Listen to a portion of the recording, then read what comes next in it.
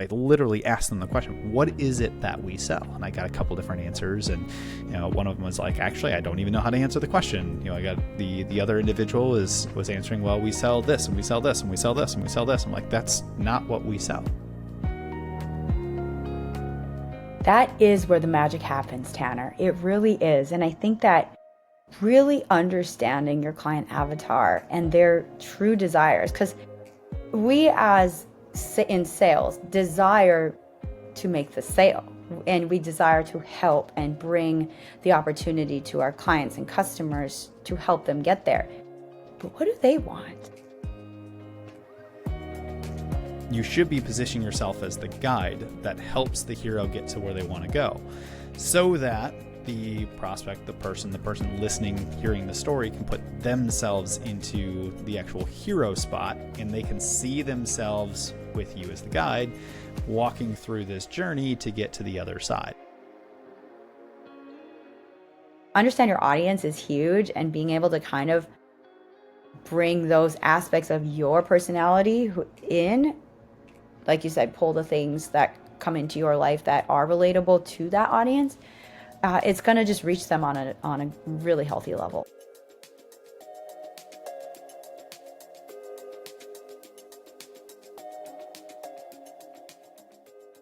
Well, hey everyone. Today we are coming with a really fun topic, something that you may have heard of, you may not have heard of, and you may be working on right now in your business. Today we're going to be talking all about storytelling and using storytelling to engage your audience and allow them to feel good and part of the conversation. And so, before we got on this call, Tanner and I had a great mini conversation just planning this out. How are we going to wrap this up? How are we going to do this? Because storytelling, it's a big hot topic right now. And if you're not storytelling in your business, this is something that is going to be unlock new opportunities. And so, yeah, excited to kick this off today. Storytelling is such it's a powerful thing in business, because it's more than a sales technique. It's more than just a marketing technique. It's really understanding the human connection, which is, I think, what's really cool. And I know there's some really, really great thought leaders and marketers and things like that out on this particular topic.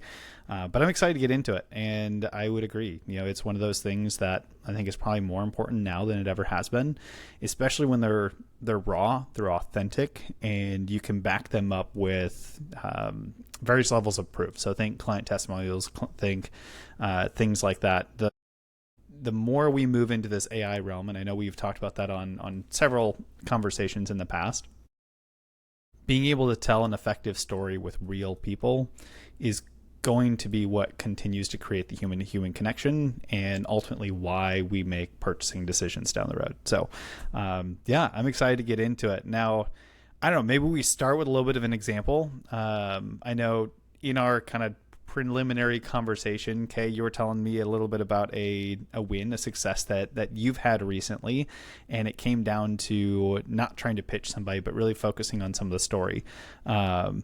Maybe break that down for us. Tell us a little bit about how that worked for you in your context, and we can kind of use that as a base framework for the conversation. Definitely. Happy to.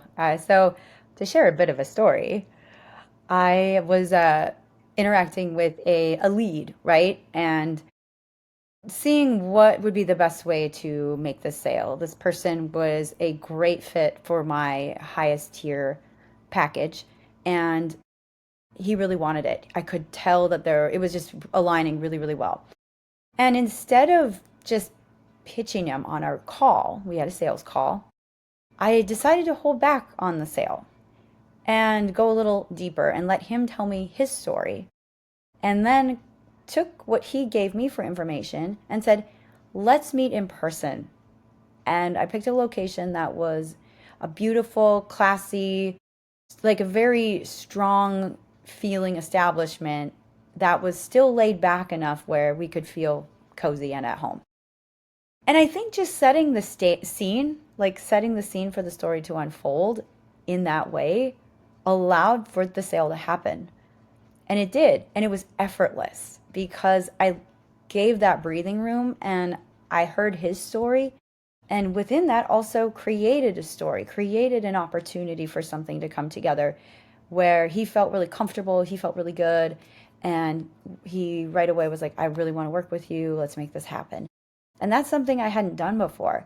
But I think just using listening, having that active conversation with him, not going in for the sale right away. Even though he was there, I could have maybe made that sale over the Zoom call, but I just thought with this one, let's try something different. Let's build it out.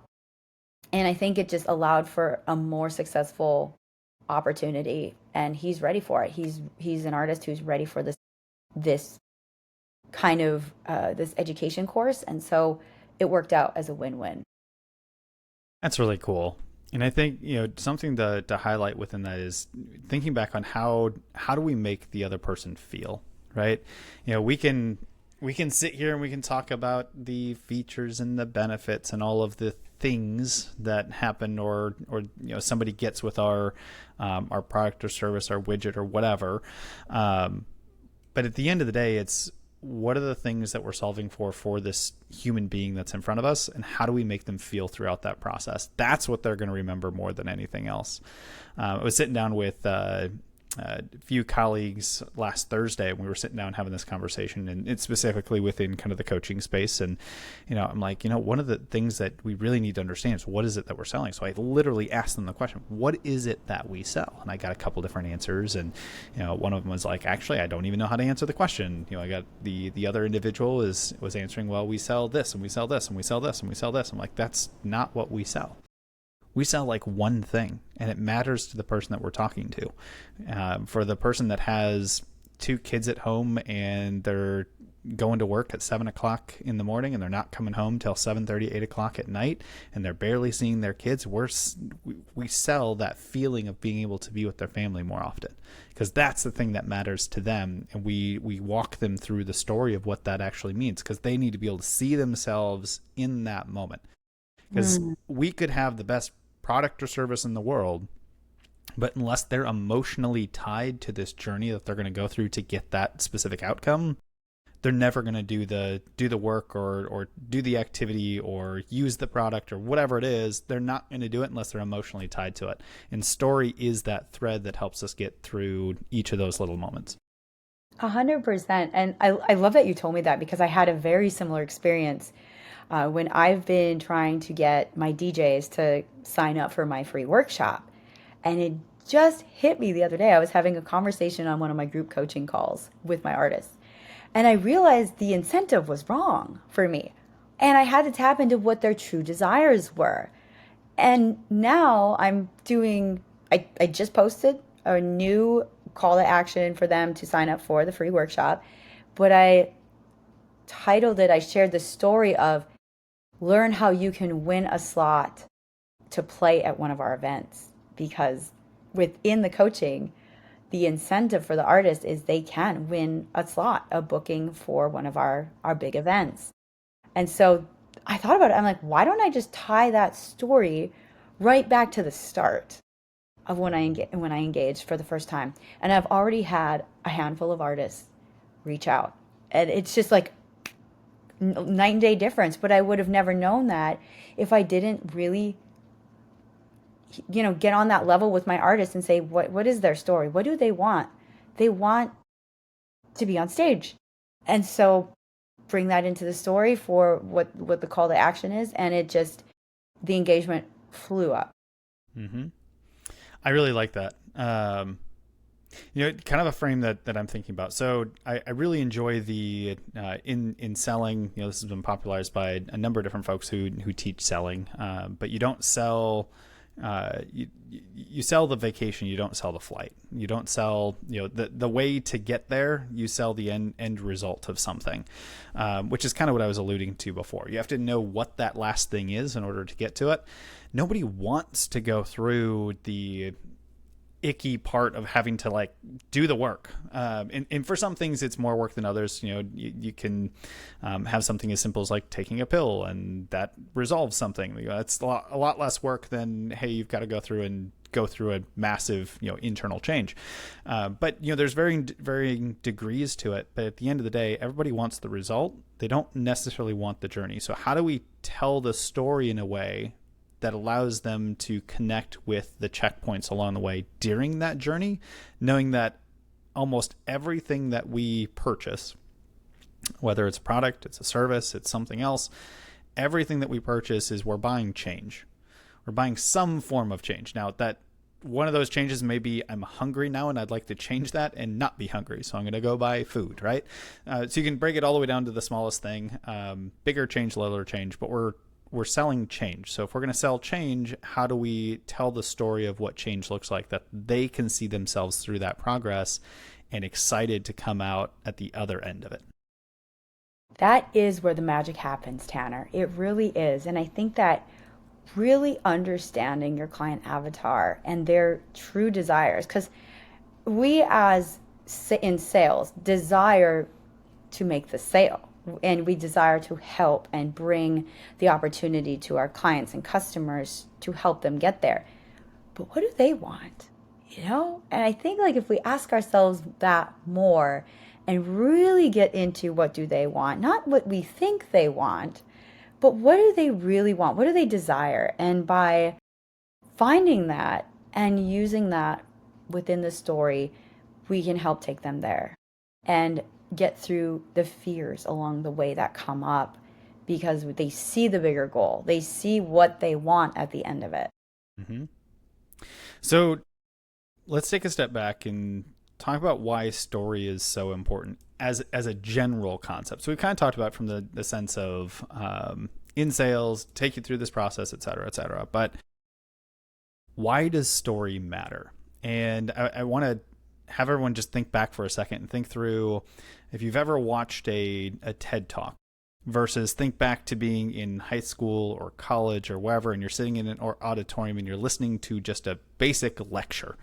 Like, how different are those two things normally? Now, don't get me wrong, there's some really good lectures out there that actually tie in different things, but as a general like circumstance, how many times do you remember being in like that type of environment and going, this is so boring and I don't remember anything he said 5 minutes ago, let alone like for the last hour, versus you go to a 15-minute TED Talk and you can remember every little piece because they took you through these emotions and they told a story. So what really goes back to is like, people don't remember facts, figures, logos, names, things like that quite as easily, but they do remember how you made them feel. They remember the story that you told. And I think this is the big difference between, a lecture just spewing out ideas and concepts that may be really good and being able to weave them into a story that helps somebody connect. It is a night and day difference, because you just took me back to like my science class freshman year in the auditorium versus the labs, which were much more engaging and fun, and there was more even a story there. My mind went there. But it really makes a difference, because I've had TED Talks that have changed my life, and it's because of that story. You hear the personal journey of what that person went through to get to the result that they're at, and you feel it, you resonate. You're like, I see myself in that space, and how this person is making me feel that I can transcend from where I'm at into where I can be makes me want to sign up, because I see the vision. I see myself in the vision and in the story. And so it's like creating that opportunity to be vulnerable and share stories that are true to you is I think such a key for an authentic connection with your audience, because it shows that you're human. It boosts your like, no, trust factor. And by just showing a little bit of maybe something you went through and how you overcame it is going to resonate, and they'll see themselves in your shoes and they'll be like, I want to be there. I see what you did. I see the fruit of what you're working on. I want to be there. And that, I think 9 times out of 10, that's going to like win them over more. And you're going to, build that influence and that trust with people. Yeah. So I think there's one mistake or friction point that I see a lot of business owners, a lot of entrepreneurs, even a lot of salespeople, things like that. Anyone who's up on stage early on, the biggest mistake that I traditionally see is that they make it too much about themselves. And whenever you're telling a story and you're going through a conversation like that, it is important to take a step back and realize it's not about you at Mm-hmm. all. It Mm-hmm. is about how you make the other person feel. It's about telling a story in a way that they can put themselves inside the story. So I know Donald Miller, Story Brand, has really done a good job with this stuff. So if you haven't checked out his work, highly encourage it. But he takes us through the hero's journey. And when you're in the process as a business entrepreneur, things like that, you're not the hero in the story. You should be positioning yourself as the guide that helps the hero get to where they want to go, Mm-hmm. so that the prospect, the person listening, hearing the story, can put themselves into the actual hero spot, and they can see themselves with you as the guide, walking through this journey to get to the other side. And I think that's just such an incredible frame to understand that it really isn't about us. Mm-hmm. Anything that I say, I tell a story, anything else like that, I have to take a step back. And it's really easy for me to say, well, this is what I went through. This is that, and this is how it should work for you.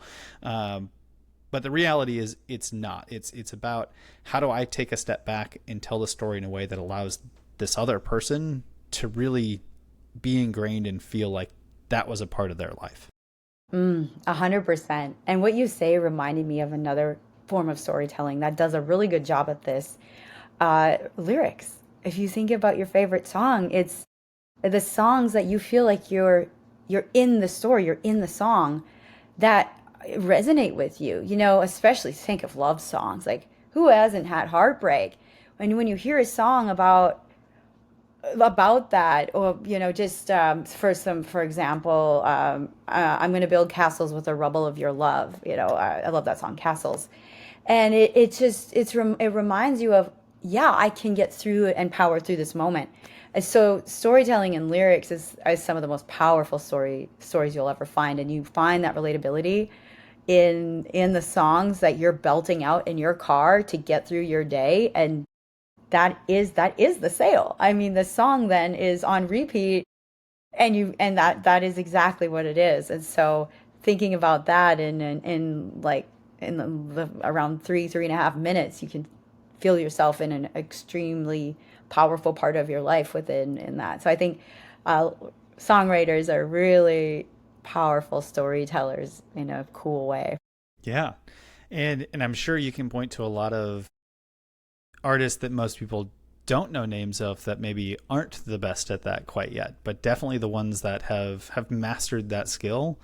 Like when you listen to your favorite music, you listen to your favorite or watch your favorite movies in a lot of ways.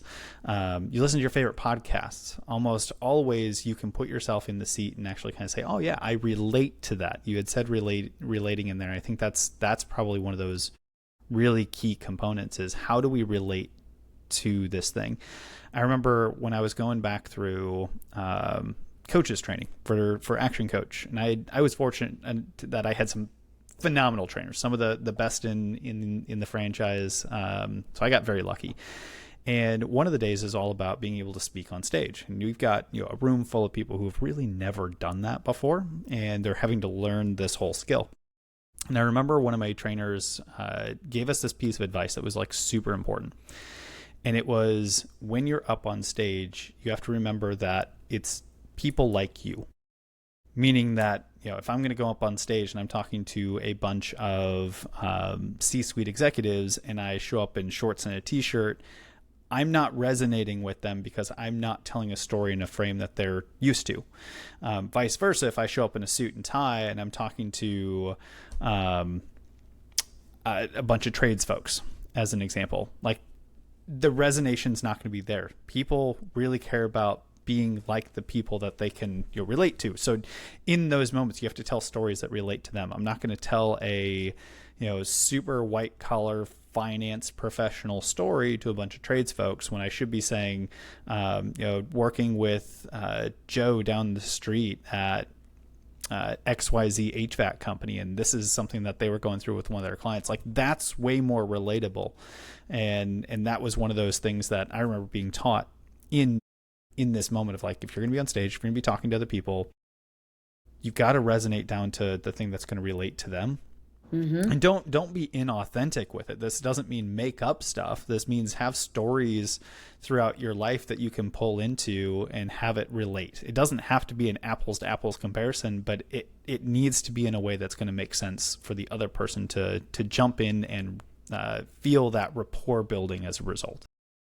100%. That is totally makes sense. It's like know your audience, know who you're speaking to. If it's like for me, I work with artists, musicians, and it's a more relaxed environment.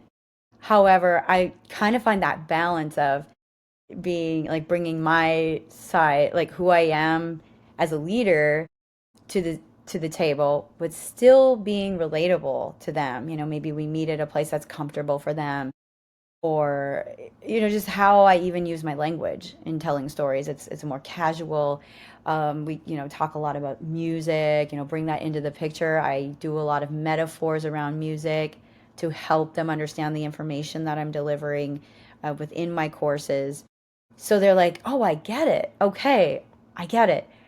So yeah, reading, like, understand your audience is huge, and being able to kind of bring those aspects of your personality in, like you said, pull the things that come into your life that are relatable to that audience. It's gonna just reach them on a really healthy level. Yeah. So as we wrap this up, I'd love to give kind of a tactical thing for the audience to be able to go and take as an action item from today. To if you want to take this and figure out, how do I get better at telling stories? How do I relate to the person that I'm speaking with? I've kind of wrote down just this basic framework that I think that y'all can take and use. So I want you to first just think back at the last 10 people that you've met and had a conversation with. Some may be in more of a business setting, some may be more in a personal setting. I don't think it fully matters, but I want you to just go back and think through, who are the last 10 people that are not like people that I see and hang out with every single day, but I was at a networking event or something else like that, and I met new people. Who are the last 10 people that you met? Write down their names. And then I want you to write down, what are all the things that you learned about this person? And if you come up with 2 or 3 things, great. If you can come up with a whole list, even better. But I want you to write as much of that out as you possibly can. And then I want you to think back and reflect on your entire life journey. It doesn't have to be just your work journey. I want you to think back on everything that you've kind of experienced in your life. And this is going to take a little bit of reflection time. And I want you to think of, what was a story that I could have told to this person? Knowing what I know about them, what I uncovered, what are some things that would have really resonated with them had I told them this story?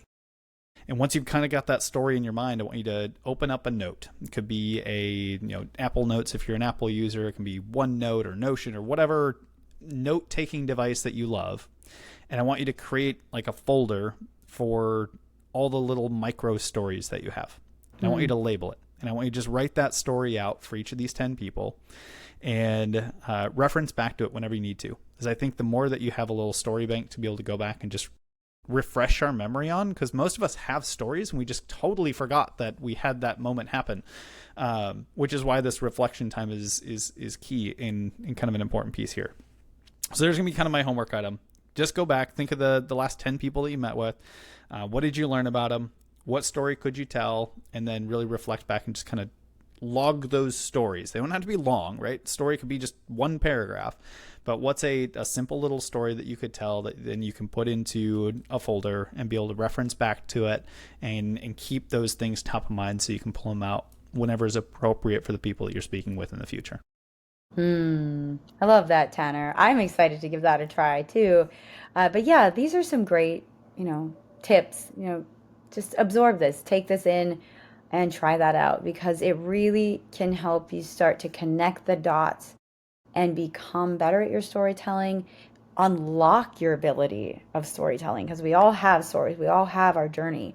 And this is a way to bring that to the table and use it in a way that is beneficial to growth and to those you connect with. And it can be a lot of fun. I love that. Well, thank you all for taking the time to listen to this or watch this on your devices today. If you have not taken advantage of it yet, as a thank you for all of our listeners and subscribers, we have a 2 weeks of free coaching to come in and check out whenever is convenient for you. We'll put the link in the description below, so make sure that you click on that link, join us for 2 weeks of free coaching, see what that is all about, and see if we can't apply some of these things that we're talking about here today directly in with your business. And with that, we will be back again next week with another fantastic conversation.